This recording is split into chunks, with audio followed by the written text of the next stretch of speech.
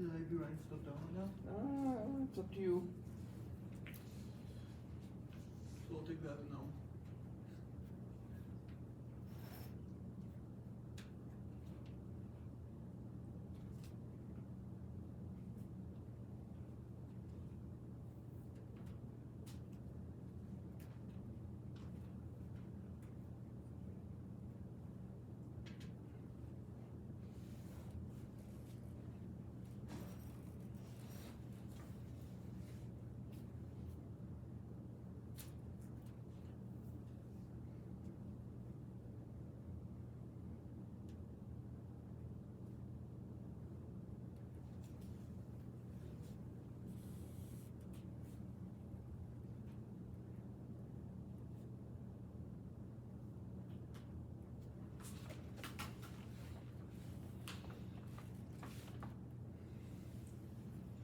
Ben, is that one you could do? So, Well, you don't have to do it, just tell me how to do it. I'll do it, yeah, I think so. okay? Tell me what to do. You find the derivative first? You have to tell me if it's right. Yeah, looks right. Those are twos, okay, kinda sloppy, okay? What do you want me to do next? Plug in X. Well, be specific, there's an X already in it. Sorry, plug in 1 for X.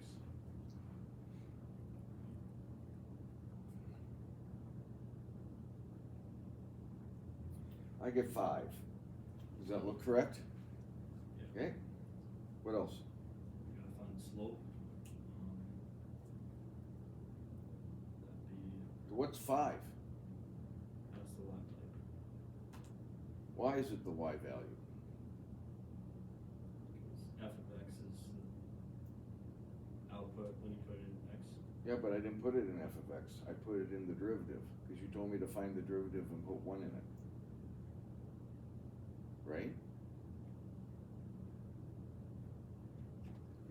First thing you said is find the derivative, and I asked you if it's okay, and you said it was. Okay, I'm just making sure that I follow directions, because my wife tells me I don't always follow directions very Could well. be misleading you too, I don't know. And then I put 1 into the derivative, Yeah. and I got 5. What is that 5?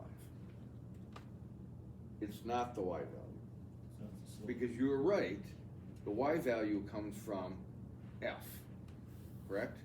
Okay, yeah. So if I would put 1 into F, I'd have 1 cubed plus 2 times 1 plus 7, correct? Yeah. And I think I get 1 plus 2 plus 7, I think that's 10. So that's the Y value, would you agree? Yeah. My point is 1 comma 10. What's Yeah. that 5? That'd be the slope. That would be the slope, all right. So what's the equation of my tangent line? Y is equal to X minus, or 5 times X minus 1 plus 10. Plus 10, excellent, okay? All right. We should be okay with that now? Would you agree with that, Ella? We've been talking about that for a long time, okay?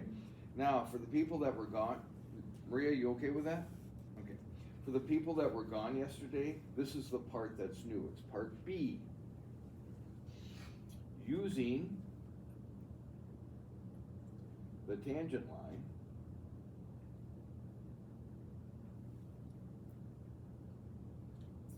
estimate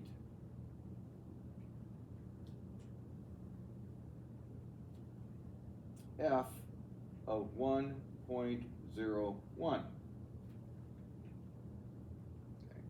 If I put 1.01 into here and had to do it by hand, you know, okay, you gotta think about this. In the 1600s, there's no calculator, right? And so that'd be a little bit of work, correct? But using the tangent line's easier. Jonah, how do I do that now? You put 1.01 into. Yeah, and I kind of make this into a function, right? I call it tangent line, a function. And you put that into f prime, or the tangent line function. Yeah, so I'm gonna put into x, See, that's why I do that, cause I need to say, hey, where's that 1.01 going? It's going in for X, okay? So I have 5 times 1.01 minus 1 plus 10. Does that look correct? Yeah. And that's a lot easier, isn't it? Okay, do you know what 1.01 minus 1 is? 0.01. 0.01. And then, because that's the distance this value is from our line of tangents, our point of tangency, right? That's our point of tangency, which is pretty close. So you said that's 0.01. What's 5 times 0.01? 0.05. 0.05. Again, you didn't have to use a calculator, did you? And then when you add it to 10, what do you get? 10.05. 10.05. 5.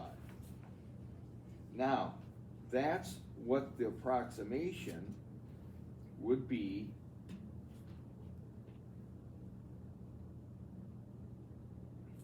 so I don't even know, I'm not gonna put that in there. I suppose I could do it with my calculator and come up with, that's gonna be pretty close to it, right?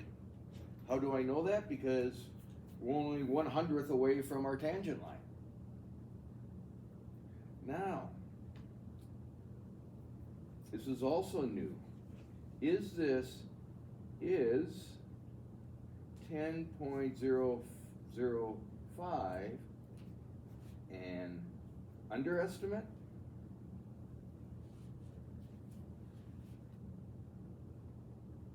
Or overestimate?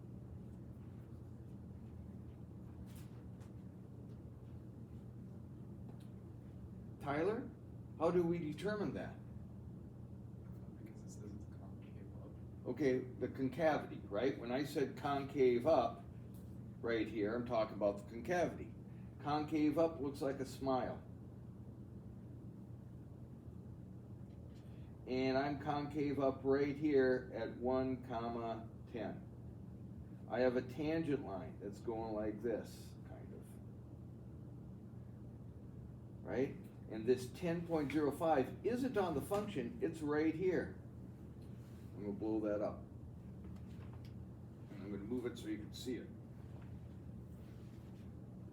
It's on this tangent line. The real one is right here. So this is 1.01 comma t of 1.01, right, Jonah? You plugged it into t and told me how to compute it, Yep. correct? And this is right here. So the tangent lines always are underneath a concave up, correct? So what would you say? That it's an underestimate. Underestimate. And they'll always ask you to justify since f is concave up at x equals 1. I have to say at x equals 1 because maybe it turns around at x equals 2, correct? Is that making sense to everybody? That's what we did yesterday in about a 5-minute explanation. Okay? All right, back to you, Matthew. You had a question about number 8, correct? So today's a work day?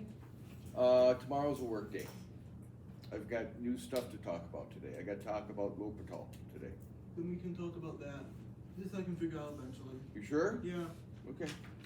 Does anybody have any questions on this? Okay, you can ask me some questions about it tomorrow if you feel the need to. Okay. Today won't take long. Let me hand out the notes.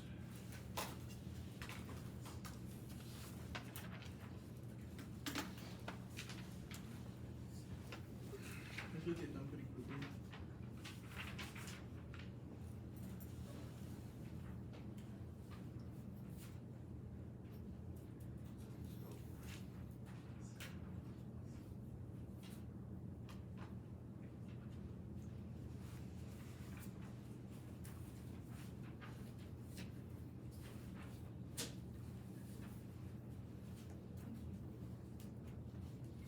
So you have a meeting this morning. Alright, so sometime previously, I talked about what's undefined. I said, okay, let's take a look at this. We cannot see everything. Oh, I am way too far in. That's my big problem. That better? Just wait for it to unblow. A little bit more, maybe. Okay. This is undefined.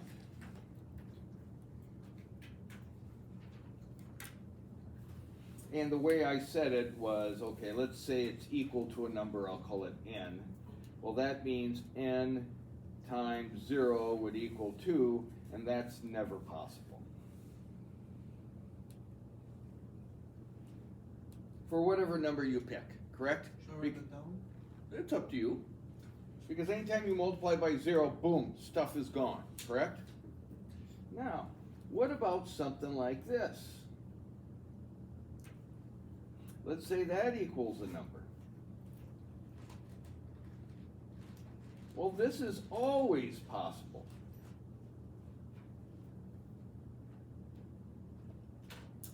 So there is an infinite number of solutions, correct?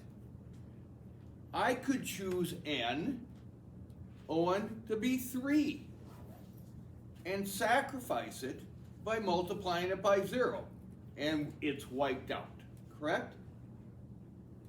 But I could have chose my least favorite number, 4, and wiped it out too, right? I just don't know what number it is. So we give this a name. We call it an indeterminate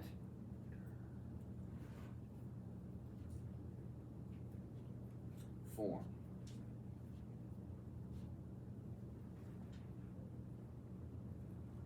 There's one other determinate form we're going to talk about.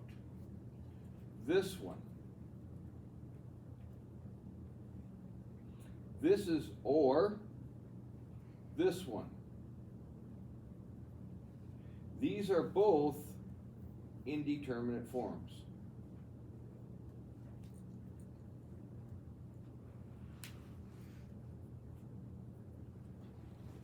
And so for a long time in mathematics, we didn't talk about either one of these forms.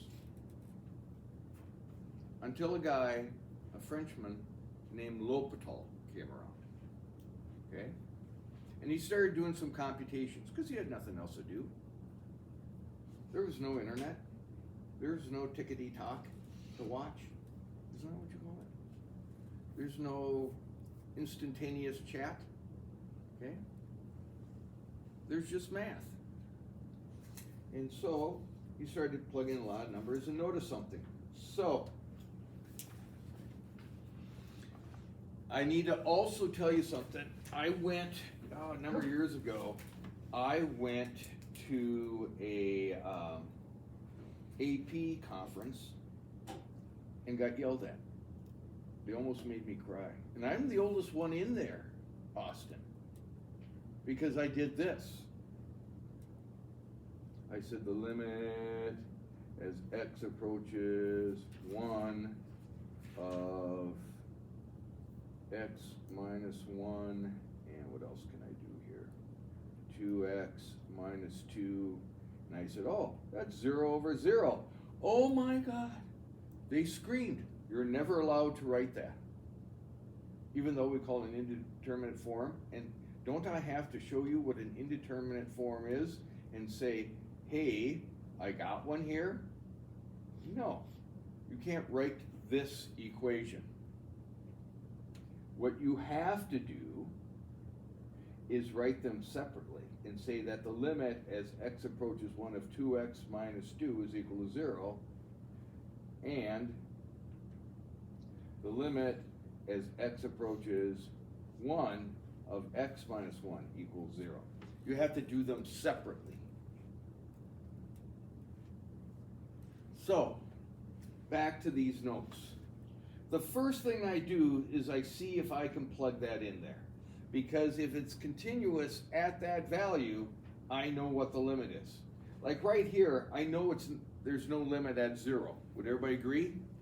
because I'd have division by 0. But what I can do, can I plug 3 into there? Well, I'd have 2 times 3 minus 5. I'd have 3 on the bottom. And as I approach 3, from the left and right, I would get 1/3, and we're all happy, right? I'm hoping that's the easiest limit for you to find. Just plug it in and see if you get a number. And it is continuous at 3. Now what about this? I'm going to take the limit as x approaches 2 of x squared minus 7x plus 10. And let's see what I get here. 2 squared, Colin, is? I think you said 4. Yeah. And 7 times 2 is? 14. And 4 minus 14 is? -3. I think you said -10. Oh, sorry, I thought you said. You said a -10, right? Just say yes. Yeah. Okay, -10 plus 10 is 0. And the limit as x approaches 2 of x minus 2 is also 0. So I can't put 2 in there, and what we've done in the past is we went through and we could factor this, and I'd have x minus 2 and x minus 5, and down here I have x minus 2, right? Let's check. X times x is x squared. The outer is a minus 5x, the inner is a minus 2x. I add them, I get minus 7x, and when I multiply, I get 10. Correct? And then I got my red pen out, and I'd go, bam. Correct? Remember that way back at the beginning, right? And so I could rewrite this and say, hey, I've got a new equation. This new equation is continuous at 2. And that new one is x minus 5, and I can plug 2 into there and get a -3. Correct? But I also know this. Not all of us are factoring machines. So I'm going to show you what L'Hopital said. Notice that the limit of the numerator and the denominator go to 0. They both have to be true. Both of them have to be true. Not one, not the other, both. So what he said is, hey, you can take the derivative of each of these and then take the limit. So I'm still going to have the limit as x approaches 2, and I'm going to find the derivative. Ella, what's the derivative of the numerator? 2x minus 7. Perfect. Would everybody agree? Ella, what's the derivative of the denominator? 1. 1. Now, I'm going to plug 2 into there, and I'm going to get 2 times 2 minus 7, and I get what? A -3, don't I? We're happy. Because I got it over here too, didn't I? So L'Hopital's rule is this. Suppose the numerator is the limit of the numerator is equal to 0, and the limit of the denominator is equal to 0 when you plug a into them. So they're in this determinate form. And you're going to get either 0 over 0 or infinity over infinity. It allows you to apply the following. So if I take the limit as x approaches a, my limit is going to be the derivative of f or the derivative of g.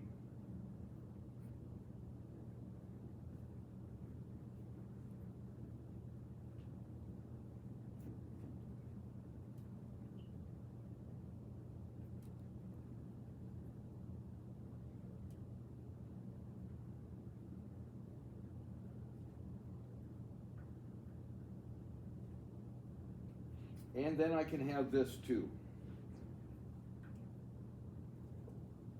That'll be enough, I think. Yeah, that'll be enough, okay? Now, let's take a look at this. So here's my step, step one. I take the limit of the numerator. I have to show that, I get 0. Would everybody agree?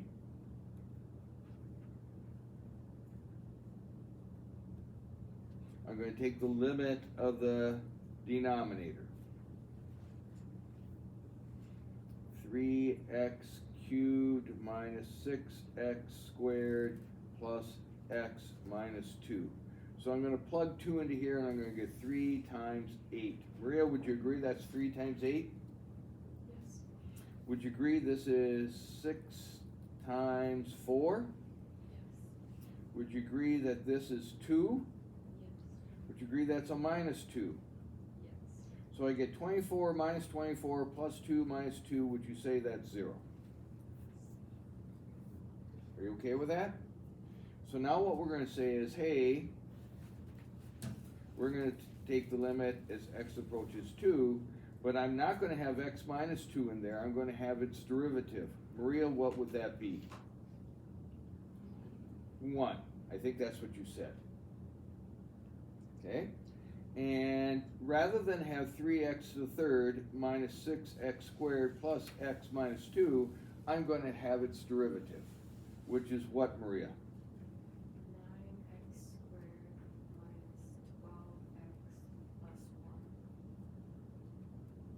1. And when I plug 2 into there, I'm going to have 9 times 4 minus 12 times 2 plus 1. Would you agree with that?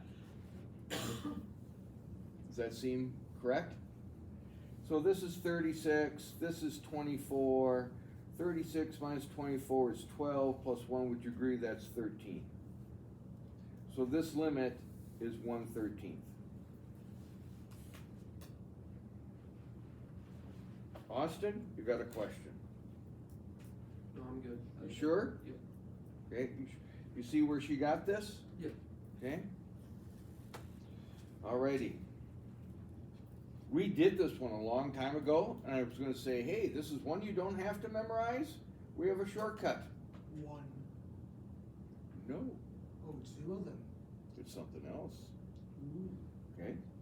So, Matthew, what's the limit as x approaches 0 of the sine of 6x? That would be 0. Okay? What's the limit as x approaches 0 of x? 0. So I'm going to, I got the 0 over the 0, right? I gotta have both of those. So now I'm going to take the derivative. So I got the limit as x approaches 0. Matthew, what's the derivative of x? 1. Perfect. What's the derivative of the sine of 6x? That would be the cosine of 6x. And you need to apply the chain rule, right? Yes. Times 6. Times 6. Would everybody agree? Okay, got the chain rule part? So now we're going to plug 0 into here. Matthew, 6 times 0. 0. Cosine of 0. 1. 1 times 6. 6. The answer is 6.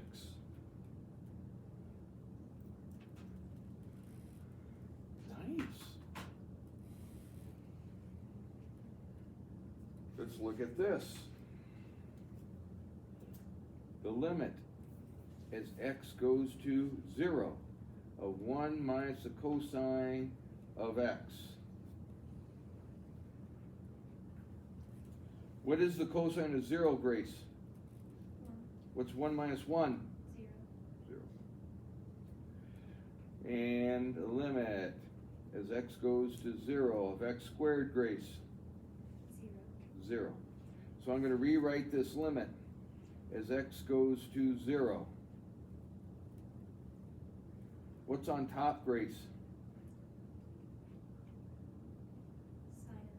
Sine of x, very good, because the derivative of cosine is a negative sign, but it's got a negative in front of it. So the sine of x. Excellent. What's the derivative of x squared? 2x. Grace, do you see a problem with that? You're nodding affirmatively for our video audience, you know, the people out in the abyss, right? She's nodding up and down. What's wrong with it? 2 times 0 is 0. 2 times 0 is 0, and what's the sine of 0? 0. 0. I got 0 over 0 again, don't I? Correct? So, guess what that means I can do though? Now, here, before we get there, Owen, I read your mind. What if it would have been 1 up here and it would have been 0? Then you would have to say does not exist. But because Grace said, hey, you got a 0 up here and a 0 on the bottom, I can do L'Hopital's rule again. And as long as I keep getting 0 over 0, I could do that. Let's take L'Hopital's rule again. What do you get, Grace, on top? Cosine of x. Cosine of x. What do you get on the bottom? 2. 2. So you know right there you're not going to get, you can't apply it again, right? So what is the cosine of 0? 1. So I get 1/2.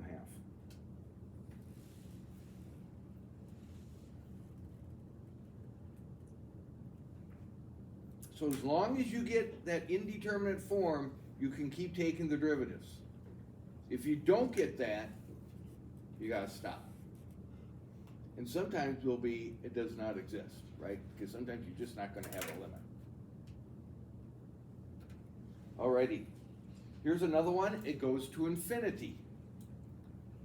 So, the limit is x goes to infinity of 2x squared.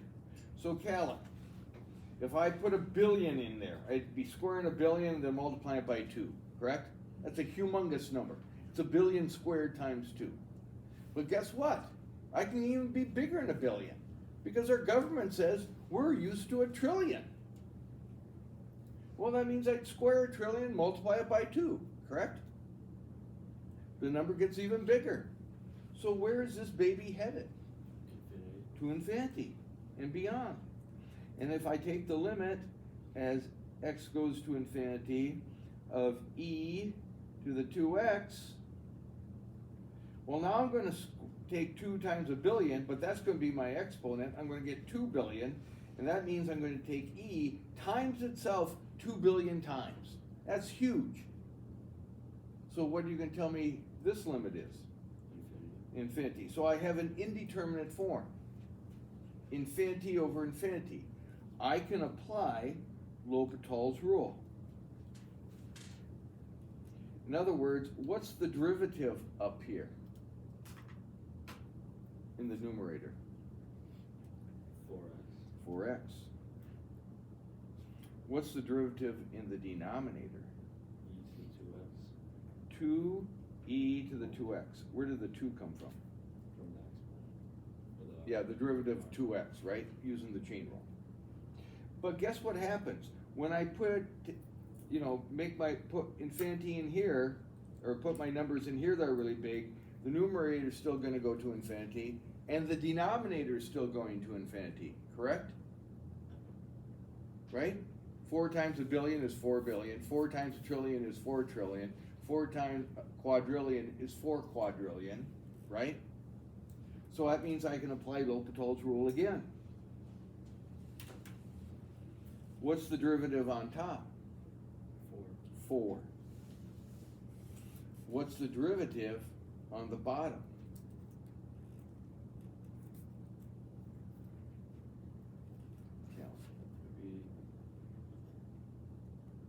I'm going to have e to the 2x again, right? That never disappears.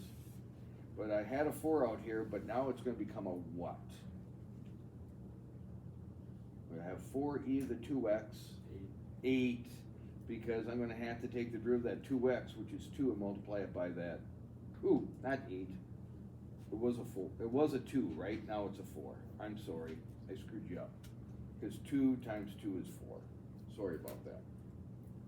Everybody okay with that? I got my 4's mixed up. Well, I can simplify this, can't I? Right? Well, this number is always gonna be 1. This number is gonna go bigger and bigger and bigger and bigger and bigger. So I'm gonna have 1 over a humongous number that's constantly getting bigger.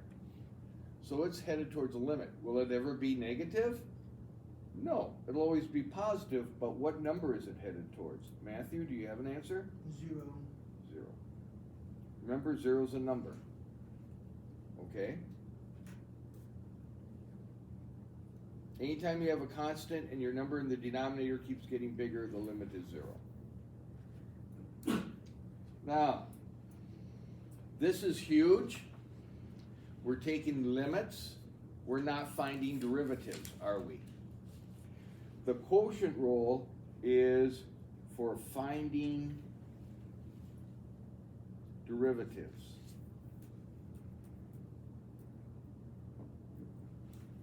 L'Hopital's rule is for finding limits.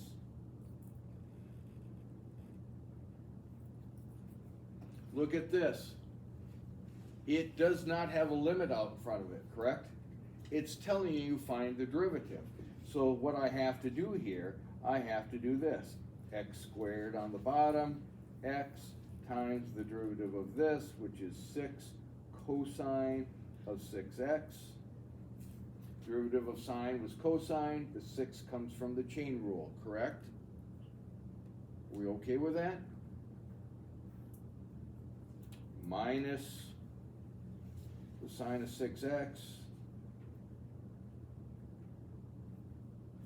times the derivative of x, which is 1, and my final answer is 6x cosine of 6x, I don't know why I wrote 60, sorry, 6x minus the sine of 6x all over x squared. And don't be canceling out the x's inside here. That's red stamp worthy. Okay, unless you're collecting them. Someday